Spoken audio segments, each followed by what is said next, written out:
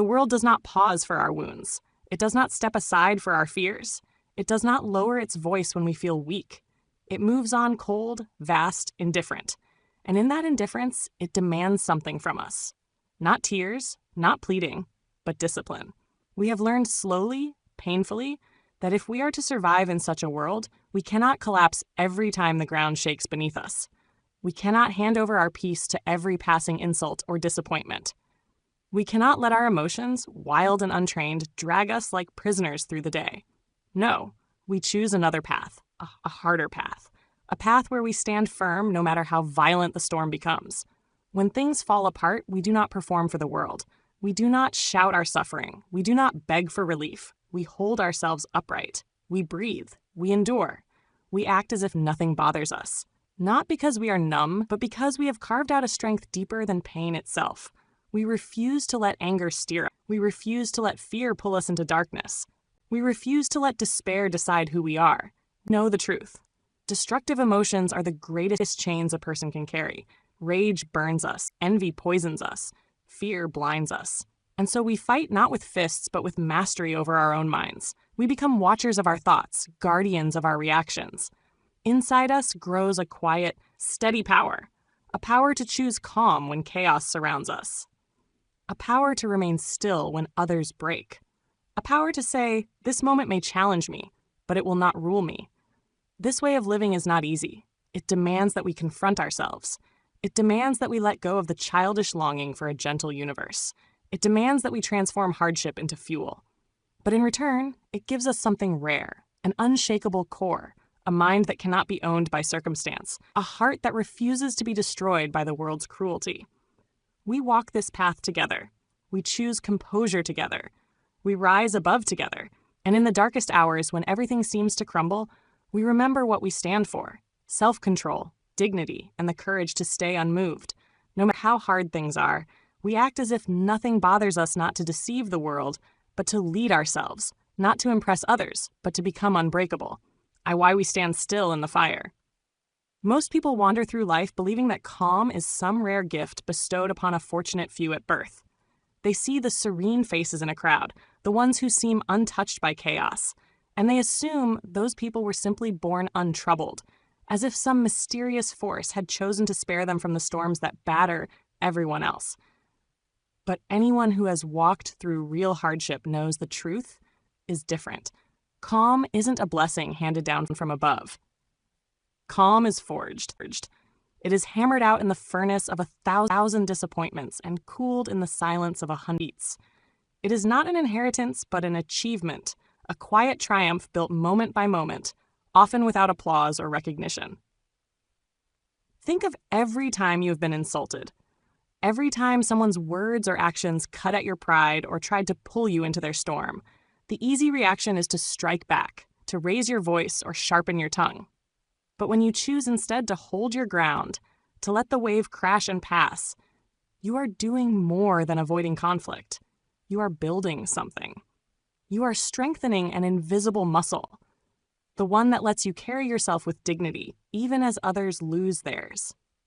Every time you swallow the urge to lash out, every time you refuse to stoop to another's level, every moment you stand upright while the world tries to bend you out of shape, you notch another victory in the slow, patient work of self-mastery.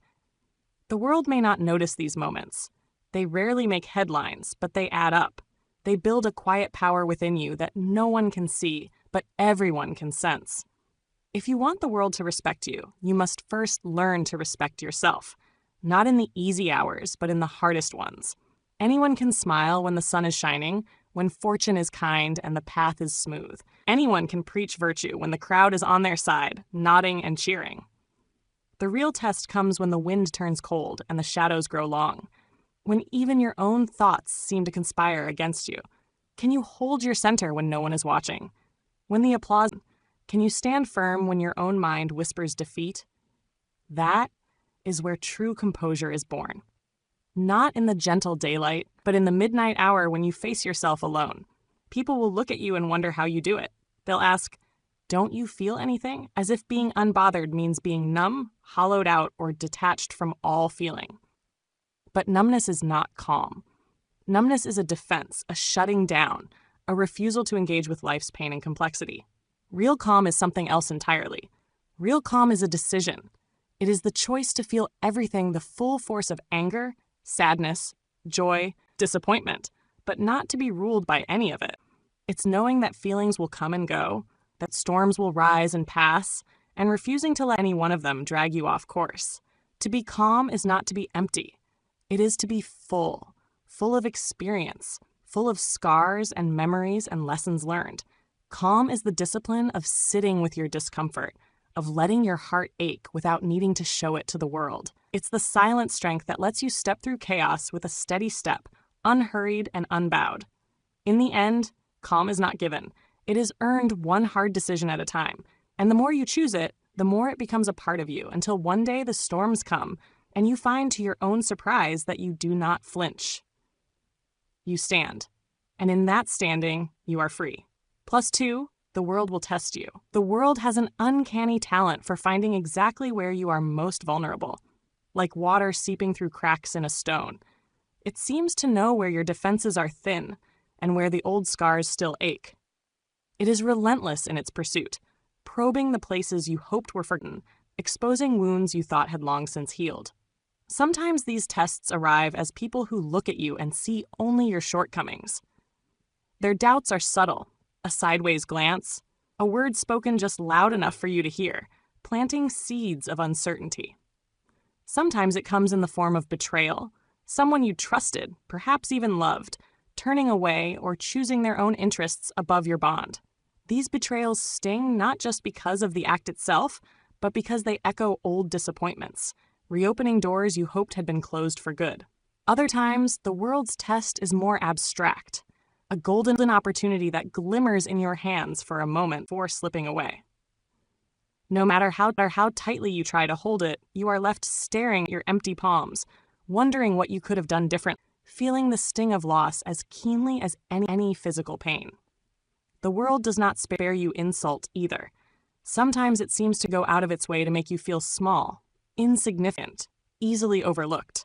Injustice is another form these trials take. The rules bent for others, doors closed just as you reach them. The sense that the scales are always tipped away from you. In these moments, you are faced with the stark reality that life is rarely fair and comfort is not guaranteed. Most people, when confronted with such challenges, shrink back. Their first instinct is to recoil from pain, to shield themselves from disappointment. They complain, grumbling about the unfairness of it all. They rage sometimes at the world, sometimes at themselves, searching for someone or something to blame. Some fall into despair, begging for relief, hoping that if they make themselves small enough, invisible enough, they might be spared the next blow. It's a natural reaction. We are taught from a young age to avoid pain, to seek comfort, to protect ourselves from the unpredictable chaos of life. But that is not our way. Those who walk the path of real growth do not hide from these trials. They welcome them, for we know deep down that the world is not interested in making us comfortable. It is interested in making us capable. Comfort may feel good in the moment, but it breeds softness, complacency, and stagnation. True capability, the kind that endures, is forged in the fire of adversity.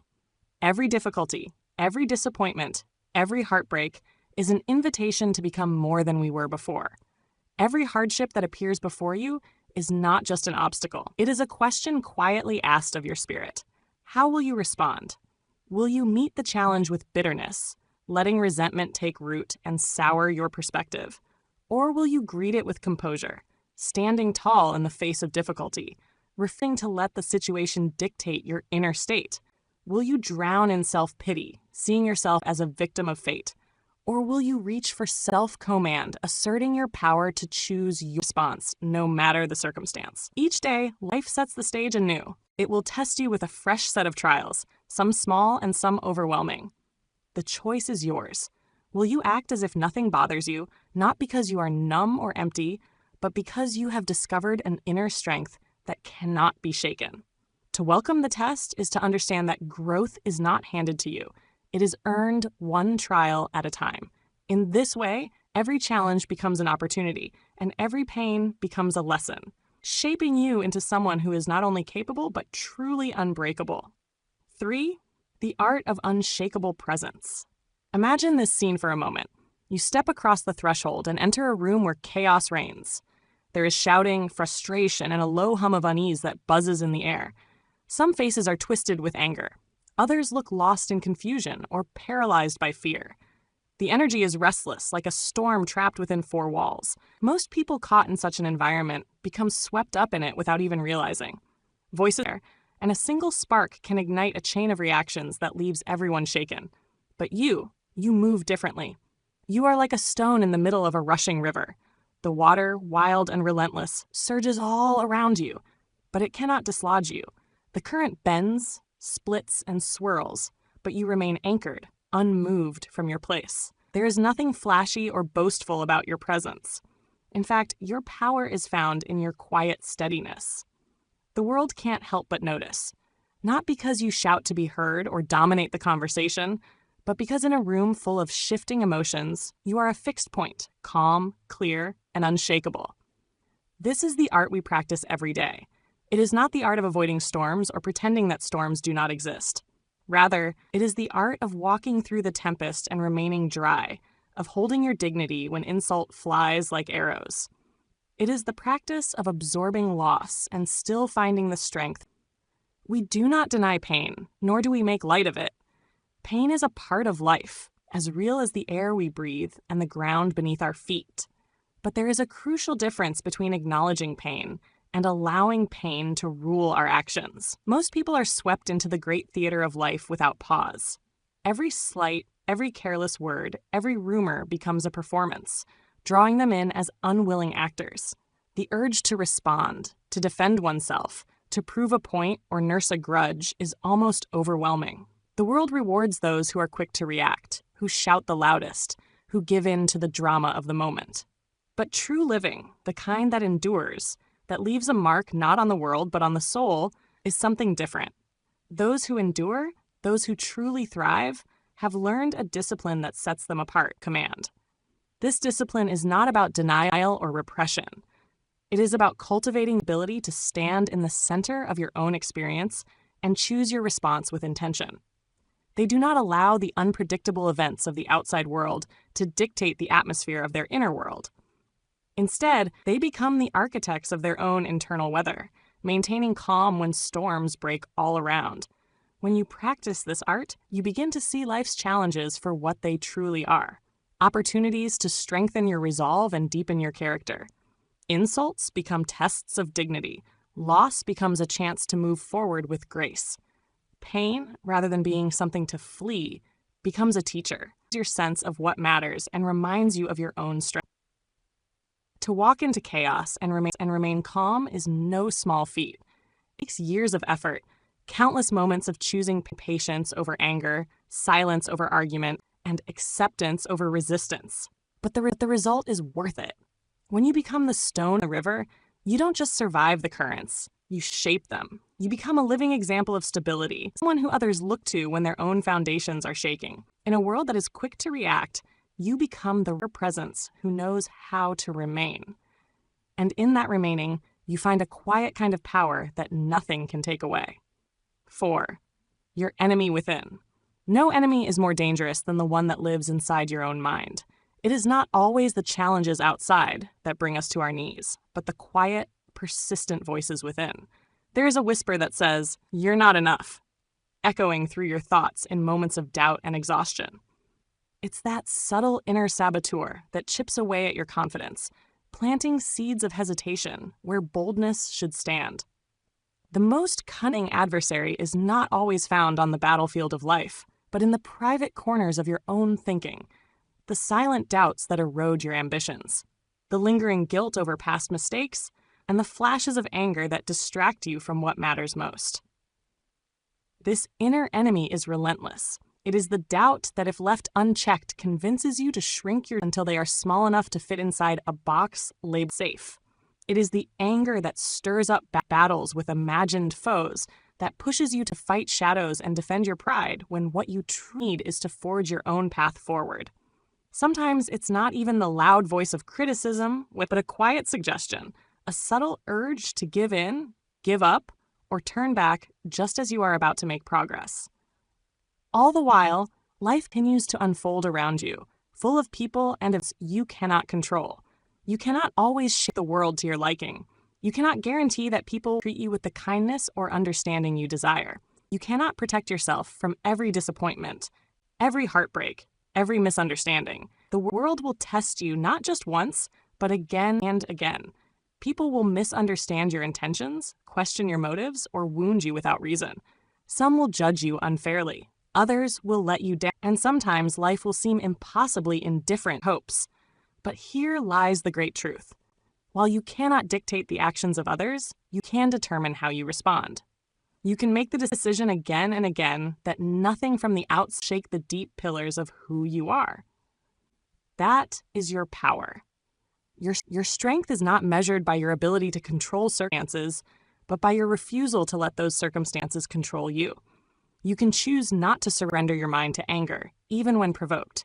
You decide not to let envy poison your heart, even when others appear to have more. You can refuse to let the world, its chaos, its unfairness, its unpredictability, be the author of your mood. Every day you wake up, you are entering a new battle, and the true opponent is not the world or the pew, but the shifting tides within yourself. Guard your mind as you would guard a fortress. Do not grant anger the keys to your peace, nor allow insecurity to become the architect of your decisions. Stand watchful over your thoughts, knowing that the tone of your inner dialogue shapes the outcome of your days. Resolve that your character will not be dictated by passing storms, and your mood will not be at the mercy of the world's turbulence. When everything around you is unsettled, when voices are raised, tempers flare, and chaos seems to reign, let us be the axis that does not spin.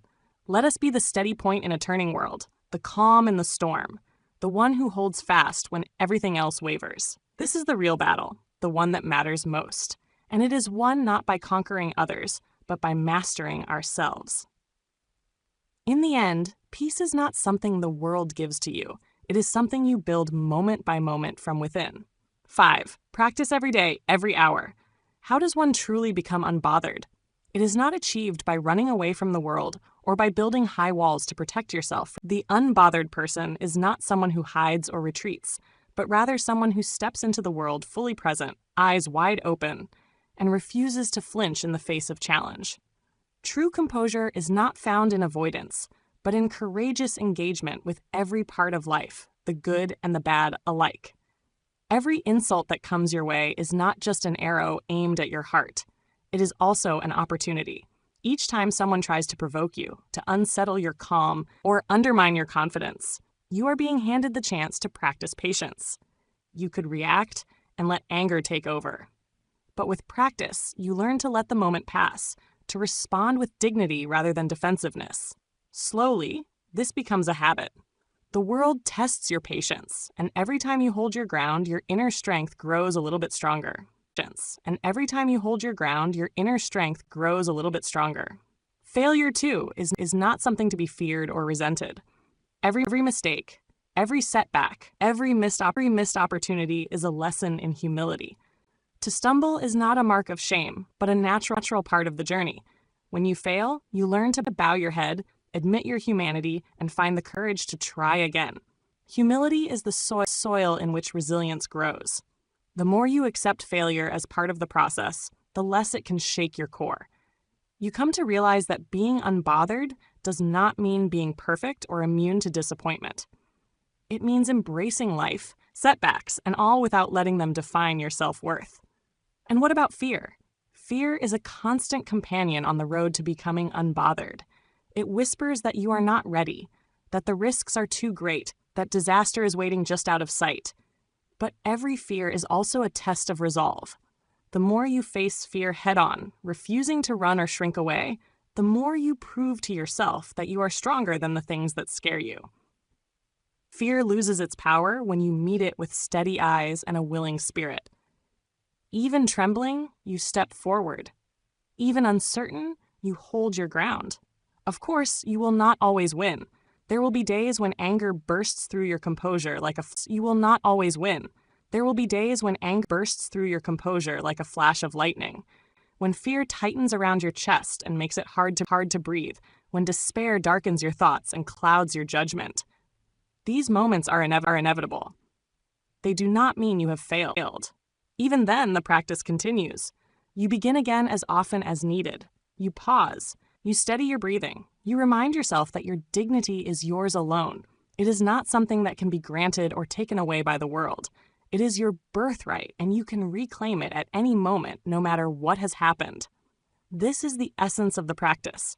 Every day, every hour, every interaction is a chance to begin again.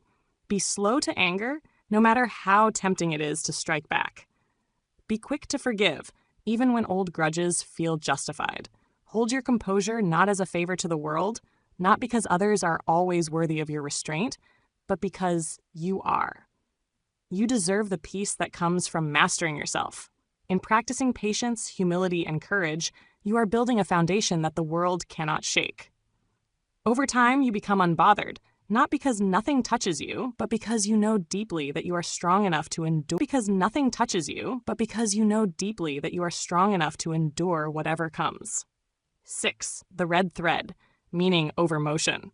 You were not born to live at the mercy of your moods, swaying helplessly from joy to sorrow, from peace to anger. Every time the wind changes, you were not made to be a puppet pulled by the strings of circumstance, helpless before the whims of fortune or the moods of others. Within you, even now, is a power more constant than the storm, a place of steadiness, a core of quiet strength. Life, for all its unpredictability, has a certain pattern. There is a red thread that runs through every difficulty, every disappointment, every unexpected blow. It is not a thread of suffering alone, but of invitation, a subtle calling that echoes in every hardship. The invitation is always the same. Rise above, stand unmoved. Even as the world shifts and trembles around you, act as if nothing bothers you, not because you are blind to trembles around you. Act as if nothing bothers you, not because you are blind to trouble, nor because you are numb to pain, but because you have discovered something deeper than the surface turmoil. To rise above is not to pretend hardship doesn't exist. It is not to plaster on a false smile or bury your feelings beneath layers of pretense. True composure is not denial. It is the fruit of strength patiently cultivated in the shadows of struggle. Every hardship, every testing moment is a quiet summons to become more than you were yesterday. The universe does not offer these trials to break you, but to reveal the unbreakable part within. You may not control what arrives at your door, but you can always decide how you answer. As you grow in self-command, the world will take notice. People may whisper in wonder or confusion. How can you be so calm when everything falls apart? How do you keep your balance when everyone else is swept away by the tide? It's a question spoken in awe, sometimes in suspicion, as if calmness itself is a secret or a trick. But your answer does not come in long explanations or in proud proclamations. Your answer comes in the steadiness of your gaze, the quiet confidence in your posture, the softness and patience in your decisions. You show rather than tell what it means to be rooted. True strength is silent. It is not the loudest voice in the room or the one most quick to react. Instead, it is found in the pause before the answer, in the measured breath before a reply, in the refusal to let chaos the answer, in the measured breath before a reply, in the refusal to let chaos dictate your heart's rhythm. When trouble stirs around you, when arguments flare or plans collapse, your response becomes your message to the world. A calm presence is felt before it is understood. A steady heart calms the surrounding storm. To cultivate this calm, you practice day after day, moment by moment. You learn to notice your moods without surrendering to them. You observe anger rising, but you do not let it steer the conversation. You feel sorrow moving through you, but you do not let it color every decision. You see fear crouching at the edges of your mind, but you do not allow it to choose your path. In this way, you honor your emotions as guests, not as rulers. You acknowledge circumstance, but you never kneel to it. Over time, this inner discipline becomes your second nature. You are no longer at the mercy of passing moods or changing tides. The world remains chaotic, unpredictable, sometimes even cruel, but you are rooted. You move through life as the mountain stands through every season, battered, weathered, unshaken, shaken. And in your composure, you offer a quiet answer to the world's most pressing question, not with words, but with your unwavering presence. 7. Legacy, the only thing that endures. In every human life, storms are inevitable. They do not ask for your permission. They arrive unbidden, sweeping through the landscape of your days and leaving nothing quite as it was before. These storms take many forms. Some are born of external circumstances, while others arise from the hidden weather inside our own minds. Sometimes they are the sudden and unexpected losses that steal your breath away, a loved one gone too soon, an opportunity slipping silently through your fingers. Sometimes they are the insults, the sharp words or betrayals that echo in your memory long after the moment has passed. And sometimes they are the slow, grinding pressures of daily living, the mounting responsibilities, the relentless uncertainty, the weight of expectations that never seem to lift. But there is a universal truth woven through all of this. No storm, however fierce, lasts forever. Even the blackest clouds will drift away. The winds will lose their fury, and the rain will cease. The world in its infinite cycle restores itself to calm. The moments that seemed unbearable become distant memories. The wounds that ached with raw intensity begin to heal. Even the sharpest pain dulls with time and reflection.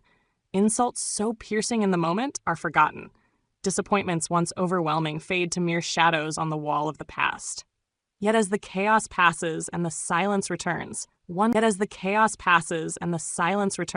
one question remains.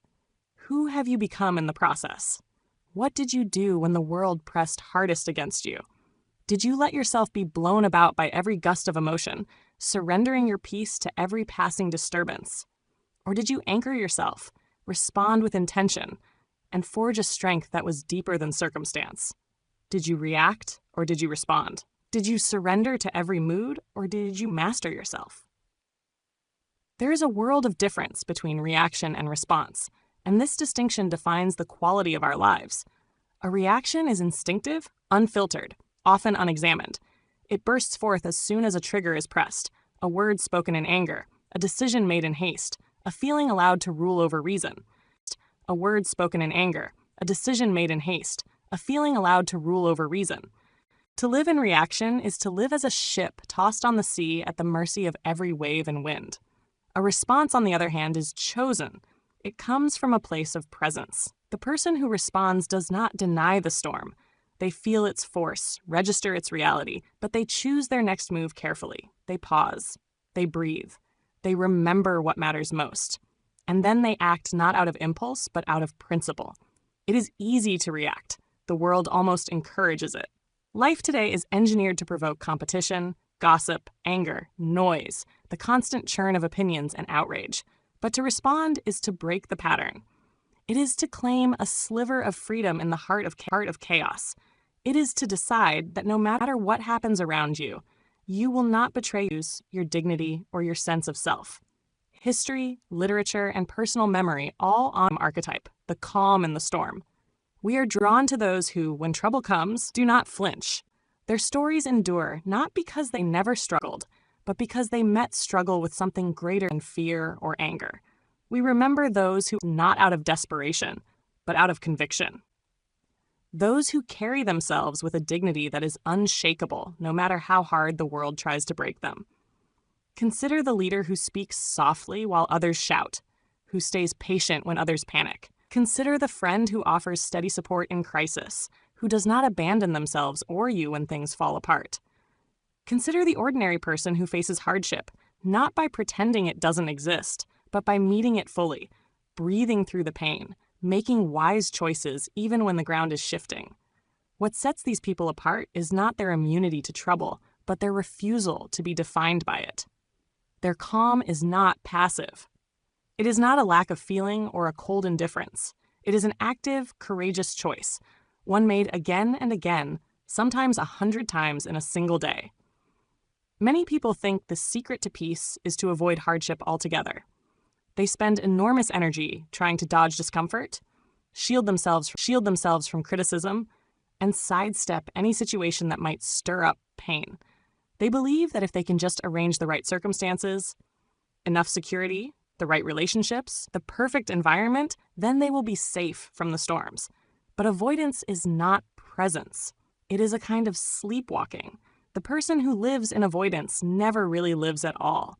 For life, by its very nature, contains hardship. No wall is high enough to keep out disappointment.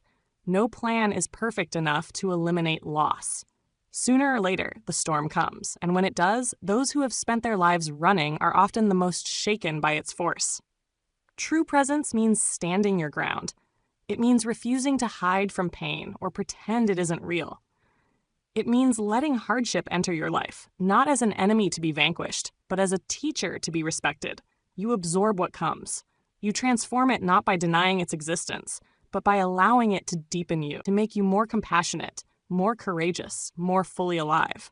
To act as if nothing bothers you is not to posture or perform for others. It is not about impressing the world with a mask of stoicism.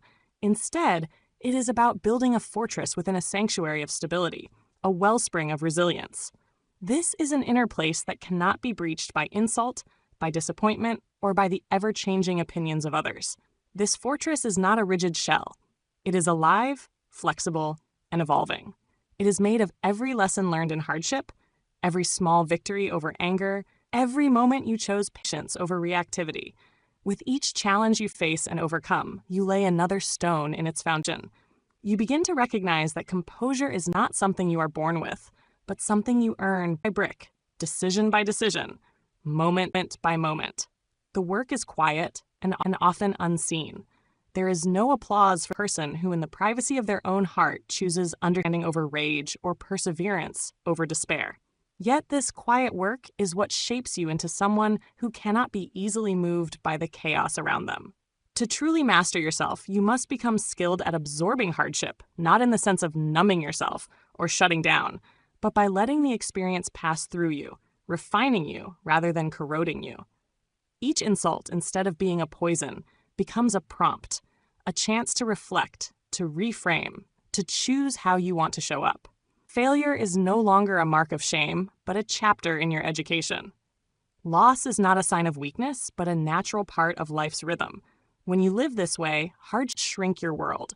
Instead, it expands your capacity for compassion, empathy, and strength. You become someone who can hold space for others, who can weather storms with a sense of dignity and grace. There is a temptation to believe that the goal is to be unshakable all the time, that if you just try hard enough, you will reach a state where nothing can touch you, where you are immune to feeling pain or doubt or fear. But perfection is not the aim. Presence is. To be present is to be honest with yourself about what you feel, to notice when anger or sadness arises, and to choose your response consciously. There will be days when you falter, when the storm gets inside and shakes your composure. There will be moments when you are tempted to react rather than respond, to lash out rather than listen, to shrink rather than stand tall. These moments do not erase your progress. They are simply reminders that the work is ongoing. Every stumble is a chance to begin again, to return to yourself, to reaffirm your commitment to the path of presence and self-mastery. Self-mastery is not a destination, but a lifelong practice. It begins the moment you decide that you will no longer surrender your inner world to outer circumstances. You recognize that while you cannot always control what happens around you, you can always control how you meet what happens. You practice slowing your breath when emotions run high. You give yourself, but you do not let feelings dictate your every word or action. You remind yourself in moments of stress that your dignity is yours alone. It cannot be given or taken by others. It is not a reward for good fortune, but the anchor you carry with you into every storm. Self-mastery means being slow to anger, quick to forgive, not because the world deserves it, but because you do. It means making your composure a gift to yourself, a mark of respect for the person you are becoming. As you walk this path, you begin to see the difference between the surface and the depth. The surface is always changing. Moods, opinions, victories and defeats, the rise and fall of fortune. Beneath there is a deeper current, the person you are becoming. You act as if nothing bothers you, not because you are cold or indifferent, but because you have learned that nothing external can shake your true foundation. You become the calm in the storm, the steady hand in a world that trembles with uncertainty. You no longer seek validation from the outside. Your peace comes from within. The world notices. Sometimes people will ask, how do you stay so calm when everything is falling apart? Your answer will not be found in elaborate explanations or clever words, but in the quiet presence you bring to every situation. Your steadiness becomes a refuge not just for yourself, but for those around you. You become someone others can trust, someone who inspires courage simply by being there. Perhaps the greatest realization on this journey is that peace is not the absence of hardship. It is not found by eliminating every challenge or solving every problem. Instead, peace is the presence of strength, an inner quality that persists no matter what storms come. This strength is quiet. It is gentle but unyielding. It is not threatened by chaos or diminished by suffering. Rather, it grows stronger each time you choose presence over panic, response over reaction, self-mastery over surrender. To build this kind of peace is to build legacy not just for yourself, but for everyone you touch. Your life becomes a living answer to the chaos of the world, a testament to the power of composure, patience, and inner dignity. The process of becoming unshaken is not dramatic. It happens in small ways every day. It is the choice to listen rather than argue, to breathe rather than blame, to stand firm rather than flee. It is waking up each morning with the intention to respond to life, not to be swept away by every wave, but to be the stone that remains over time. The cumulative effect is extraordinary. You notice that insults do not sting as sharply, setbacks do not throw you off course. You recover more quickly from disappointment easily and hold your head high even when the world tries to pull you down.